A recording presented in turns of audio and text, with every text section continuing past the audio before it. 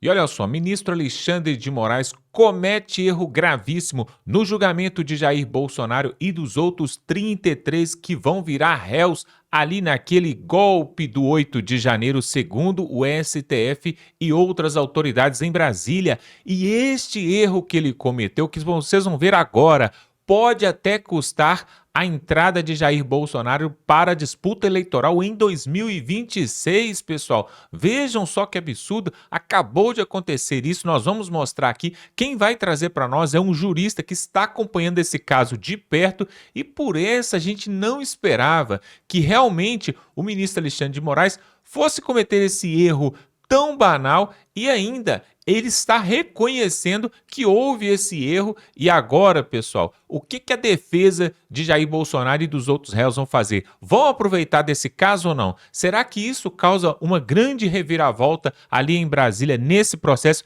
nesse julgamento que está mexendo com toda a nação?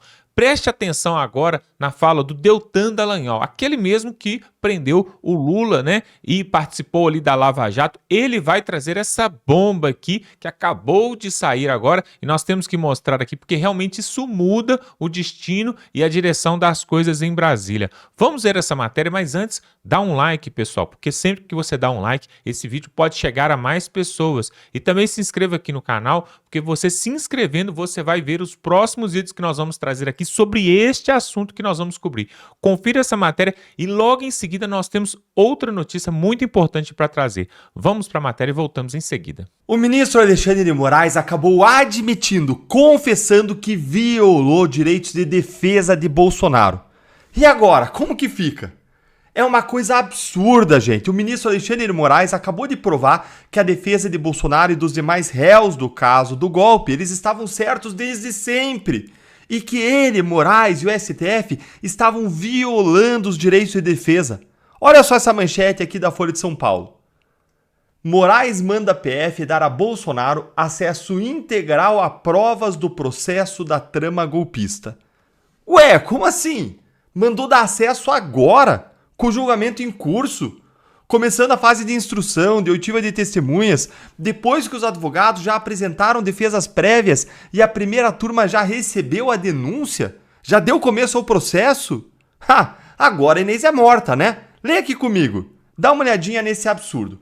O ministro Alexandre de Moraes, do STF, liberou nesta quarta-feira o acesso a todas as provas coletadas pela Polícia Federal à defesa do ex-presidente Jair Bolsonaro no processo sobre a trama golpista de 2022.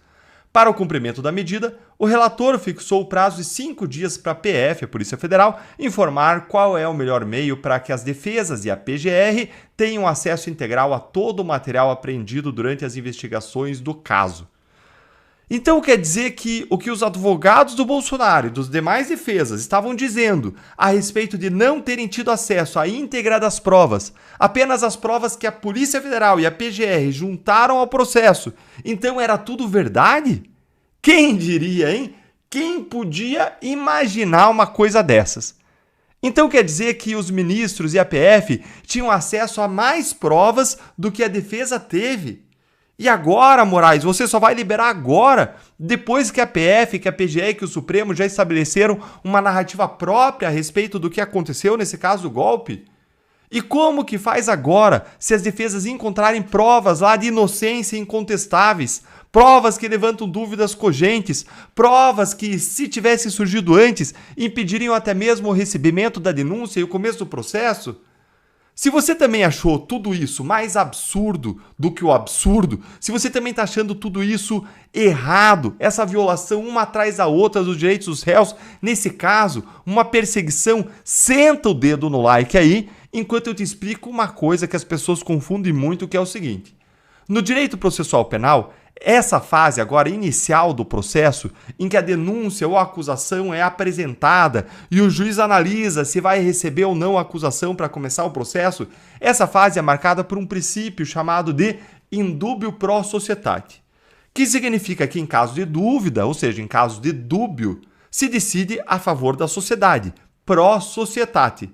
Ou seja, caso existam dúvidas sobre a culpa ou não do réu, nesse momento, nessa fase, se você tiver dúvida se aquela pessoa cometeu ou não o crime, se ela é autora ou não do crime, o processo deve ser estabelecido se deve ser iniciado porque se privilegia o direito da sociedade de que o crime seja julgado e, se for o caso, que o crime seja punido.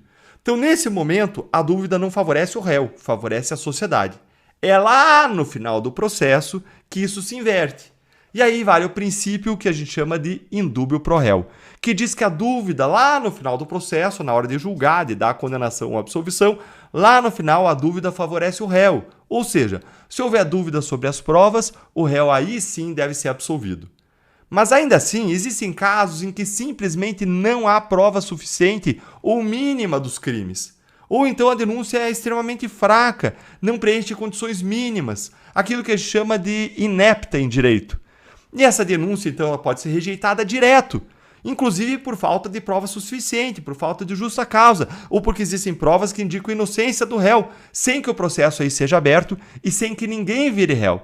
E o que aconteceu é que, nesse caso, as defesas simplesmente perderam essa oportunidade, porque elas não tinham acesso à íntegra das provas. É uma violação muito grave dos direitos de defesa dos réus. Olha como que o Moraes poderia ter dado essa decisão lá no começo do processo e não deu. E ele podia ter dado lá sem problema nenhum. Olha aqui, ó. A Polícia Federal deverá manter sigilosos, o Moraes falando na decisão, tá? A Polícia Federal deverá manter sigilosos eventuais documentos, mídias, áudios e vídeos que contenham fatos íntimos e ligados à vida privada dos denunciados.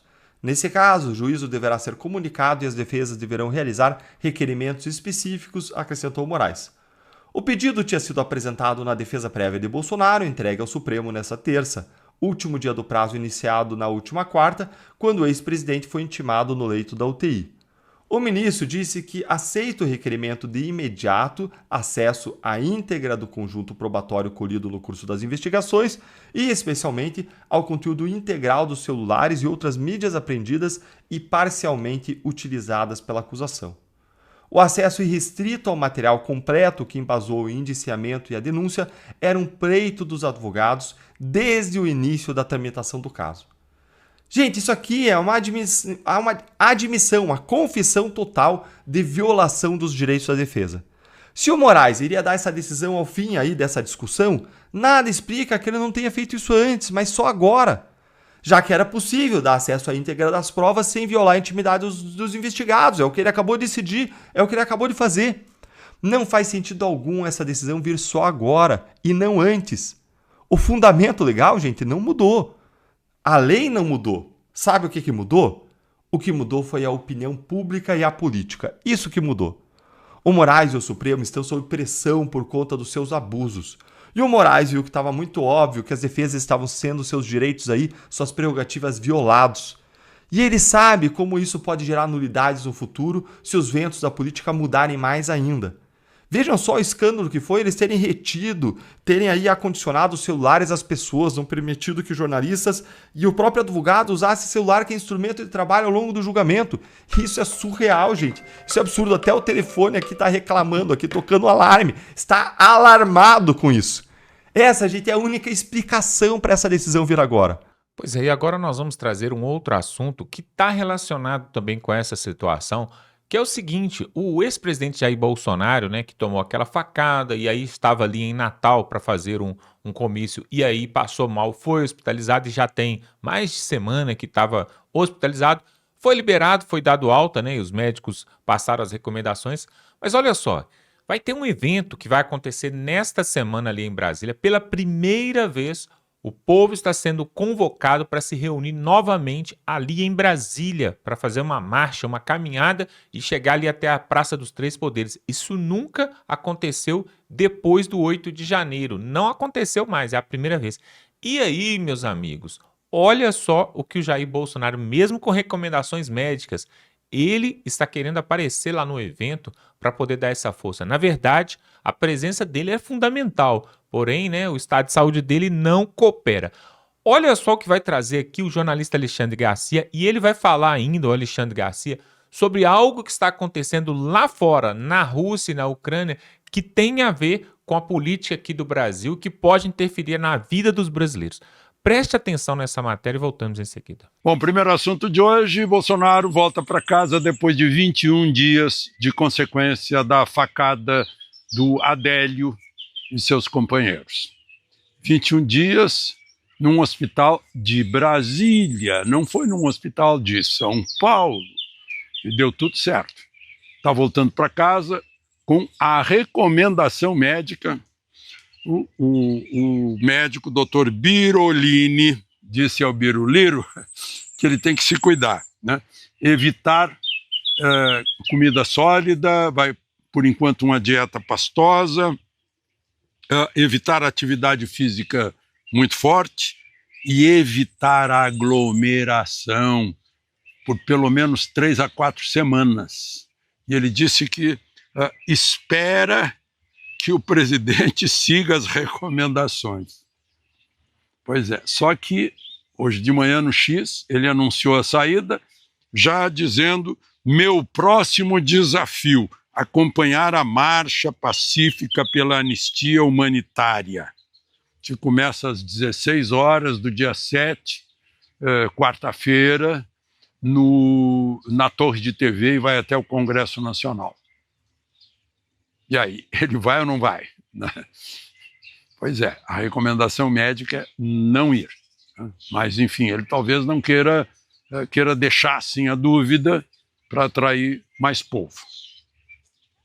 Enquanto ele sai de casa, no dia seguinte, sai do Brasil e vai para Moscou e depois para a China, o presidente Lula. Não é a primeira vez que ele comemora a derrota da Alemanha pela União Soviética, né? Não é pela Rússia, é pela União Soviética, no dia 8 de maio, o fim da guerra na Europa, de 1945. 80 anos, vai para as comemorações. A primeira-dama Janja foi antes. Aproveitou para ficar mais uns dias lá, né, antes do presidente, porque o presidente vai ficar pouco tempo, porque em seguida sai para a China, né, mostrando bem o grupo em que se encontra, né. Vai ter lá uma reunião com os chineses de uma associação que foi criada pelo Hugo Chávez com o Lula. Essa associação se chama CELAC, né? Comunidade de Estados Latino-Americanos e do Caribe. É para se contrapor aos Estados Unidos, para se contrapor à Organização dos Estados Americanos, né? Ele dizendo: não, isso aí é coisa do imperialismo, então nós vamos fazer uma outra associação. Vai ser a reunião dessa associação lá com o Xi Jinping, lá na China, né? Claro que a China gosta, porque a China está precisando de parceiros que abasteçam a China de matérias-primas, né? E que sejam mercados para a China, principalmente agora que Trump está impondo tarifas compensatórias às tarifas negativas lá da China. Claro que Dilma, que vive na sede do Banco dos BRICS, vai estar presente. Bom, segundo assunto, gente,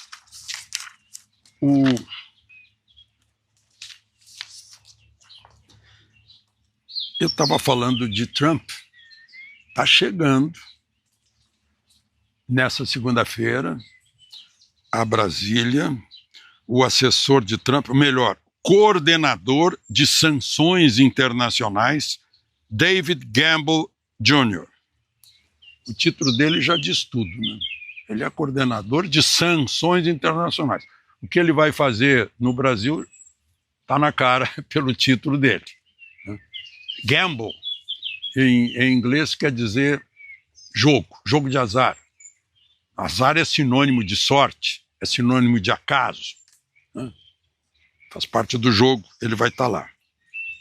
E, segundo o Paulo Capelli, do Metrópolis, é para estudar o caminho de sanções ao ministro Alexandre de Moraes, segundo o Metrópolis. E aí eu fico pensando, né? Alexandre de Moraes foi quem teve aquela detenção do Jason Miller, assessor de Trump, em 2021, que fez a intimação do Rumble, da Trump Media, que brigou com o Elon Musk do X. Tem o caso do Felipe Martins, manteve Felipe Martins preso por ele ter entrado nos Estados Unidos, ter fugido dos Estados Unidos e não foi para os Estados Unidos, né? Tem o bloqueio de passaportes, uma série de contas de jornalistas brasileiros que estão no território americano e têm um contato muito próximo com a Casa Branca e com o Congresso dos Estados Unidos. Então está tudo isso.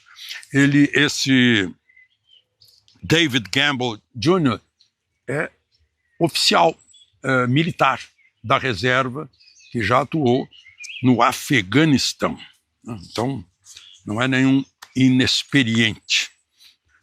Bom, um outro assunto. Claro que quem votou em Lula já sabia em quem estava votando, né? Aí Lula pôs de novo o Lupe. O Lupe já estava envolvido em coisas parecidas lá atrás. Se demitiu por causa disso. E Lula o pôs de novo. Então, quem votou no Lula sabia que ia se repetir o que já tinha acontecido. De novo, meteram a mão no contra-cheque de aposentados e de pensionistas, né?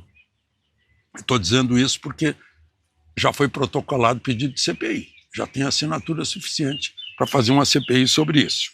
O Lupe acabou pedindo demissão.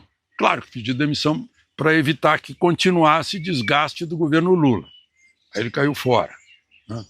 Mas não pense ele que caiu fora e não vai ficar responsabilizado, como ficou da outra vez, né? Passou em brancas nuvens. Agora estão querendo formar uma CPI. Entrou no lugar dele um ex-deputado, Volney Queiroz, que é de Pernambuco. Dizem que isso vai complicar a questão lá em Pernambuco de apoio ao governo, né? Ele já tinha um cargo lá, ele era braço direito do Lupe no Ministério da Previdência. Então, quer dizer, ele também sabia disso, né? Se o Lupe sabia, ele também sabia, óbvio, né? Bom, e uma outra questão que foi levantada aí pela recusa do líder do PL, Sóstenes, o deputado Sóstenes disse, né, quando foi intimado, Dino deu 5 dias para ele explicar por que ele deu uma entrevista dizendo que poderia romper um acordo, já que Hugo Mota não cumpriu a palavra de tocar o projeto de anistia, que ele também não cumpriria o acordo de divisão de emendas entre as comissões que estão sob comando do PL e a mesa da Câmara, né? 30%, 70% era essa divisão. É uma questão interna do Legislativo, de discussões entre integrantes do Legislativo, de divergências entre Hugo Mota e o deputado Sóstenes, né?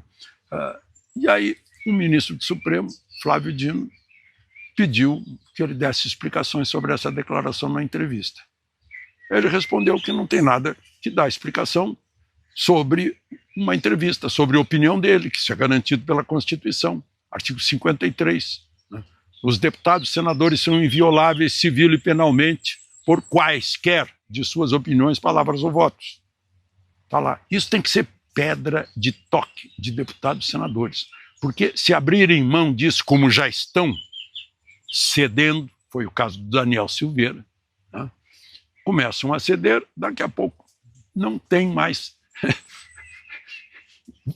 estão totalmente violáveis, violação de mandato, se não reagirem, né? E o ministro Dino reagiu, disse que a imunidade não cobre crimes contra o orçamento. Bom, e agora? Sóstenes está mostrando que tem café no bule, como fez Renan Calheiros certa vez, em que o ministro Marco Aurélio mandou que ele saísse da presidência do Senado se quisesse assumir a presidência da República, e ele fingiu que não recebeu nada, e nada aconteceu. Já temos aí um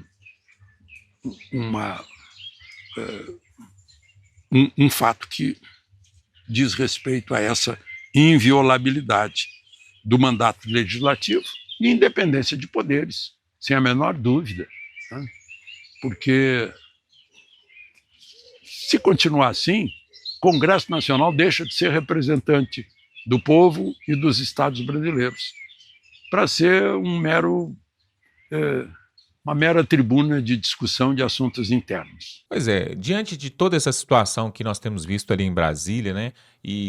Inclusive o Donald Trump enviou nessa semana, né, um informante, ali um emissário, né, direto ali dos Estados Unidos, para tratar sobre as sanções que serão ali impugnadas sobre o Brasil, sobre as autoridades aqui no Brasil e até mesmo sobre algumas pessoas que se dizem aí donos do país com uma caneta na mão. Ele já chegou no Brasil e está aqui para poder, ver o que está acontecendo de perto. E isso tem a ver justamente com esse julgamento de Jair Bolsonaro e esse erro aí de Moraes, e ele inclusive, né, acatando e aceitando que houve mesmo um exagero, no mínimo um exagero. E aí, pessoal, o que vai acontecer é o seguinte: esse julgamento vai haver uma reviravolta sim. Por quê? Nessa quarta-feira vai acontecer esse evento em Brasília, a anistia já está para ser pautada, não tem nenhum tipo de barreira mais para essa anistia ser pautada em Brasília, e tudo isso está deixando a esquerda, está deixando alguns ministros também do STF de cabelo em pé, porque a corda já está por arrebentar, eles não têm mais argumento, não tem mais o que fazer. O que vai fazer? Não existe provas. Inclusive teve até, né, 2 jornalistas, o Green e o Tagliaferro, que depuseram ali, né, no Senado Federal, falando dos abusos, das atrocidades, daquilo que aconteceu no judiciário e até mesmo, pessoal, tudo isso envolve os últimos pleitos eleitorais, municipais e federais também, envolve tudo isso. Ou seja, provas é o que não faltam, né? E existe sim um interesse internacional, preste atenção, existe um interesse internacional, tanto dos Estados Unidos, mas também, né, da parte da esquerda, por parte de Putin, né, de que as próximas eleições virem de lado. Então, muitas coisas estão para acontecer ainda este ano, com certeza. A esquerda quer a prisão de Jair Bolsonaro de qualquer jeito para vingar o Lula, né? Mas eu acredito que se eles fizerem isso, vai ter um grande reverbério no Brasil. Se não parar tudo, vai ter uma grande bagunça. E aí essa manifestação, a primeira depois de muito tempo ali em Brasília, né, depois que teve o 8 de janeiro, vai ser um marco, vai ser uma mudança, vai ser uma transformação que nunca aconteceu antes no Brasil. O povo brasileiro ter medo de ir para a rua. Nunca aconteceu isso. O povo brasileiro sempre foi de fazer manifestação, sempre foi de fazer greves, inclusive, também. Agora, o povo está parado, está com medo. Porém, depois desse dia, agora, dia 7, que vai ter essa manifestação, 7 de maio, pode ser o marco de uma virada, de um novo tempo do povo brasileiro, da liberdade do povo brasileiro. Nós vamos estar cobrindo aqui, vamos mostrar imagens e você vai acompanhar tudo. Por isso eu quero te convidar para se inscrever aqui, para você ficar de olho nessa matéria que nós vamos trazer aqui, tudo isso que nós vamos cobrir aqui, julgamento de Jair Bolsonaro, essa manifestação dessa semana. Tem um rombo do INSS muito maior do que aqueles 6 bilhões ali que eles falaram que o irmão do Lula pegou, roubou, participou. Tem um rombo que chega a 90 bilhões, nós vamos trazer isso aqui e muito mais. Então, se inscreva aqui no canal, dá um like nesse vídeo para que o YouTube possa espalhar para mais pessoas. Compartilhe esse vídeo, pessoal, no grupo do WhatsApp, no grupo da família, para você nos ajudar, tá bom? Vamos ficando por aqui e até a próxima.